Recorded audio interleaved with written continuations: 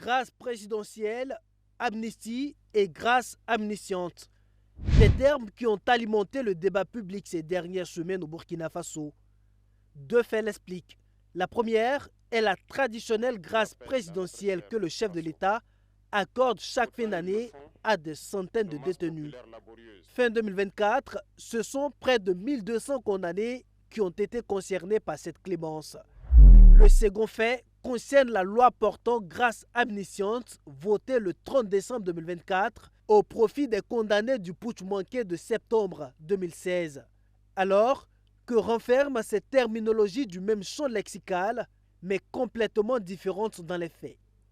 Ibrahim Guitenga est docteur en sciences politiques.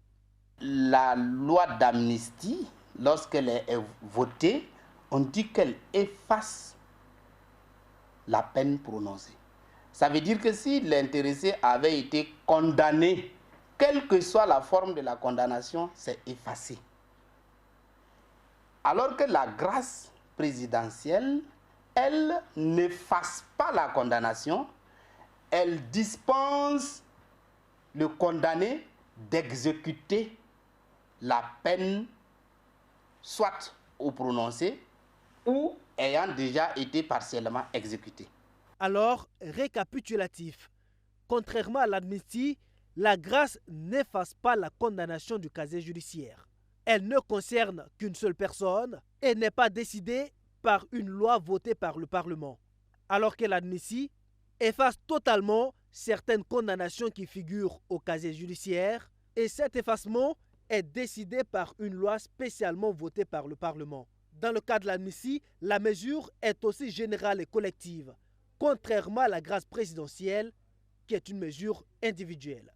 Le troisième terme, qui est la grâce amnistiante, est une combinaison des deux autres, explique ce politologue. Dans le cas de la grâce amnistiante, ça sera maintenant une combinaison où le décret va désigner des personnes en vertu du pouvoir du droit de grâce que détient le président et qui vont bénéficier de la loi d'amnistie qui efface totalement les peines prononcées contre ces personnes-là. Dans le cas de la loi portant grâce amnistiante votée le 30 décembre 2024 au profit des personnes condamnées dans le cadre du putsch manqué de 2016, il faudra désormais attendre le décret du président du Faso qui va préciser le nom des personnes bénéficiaires.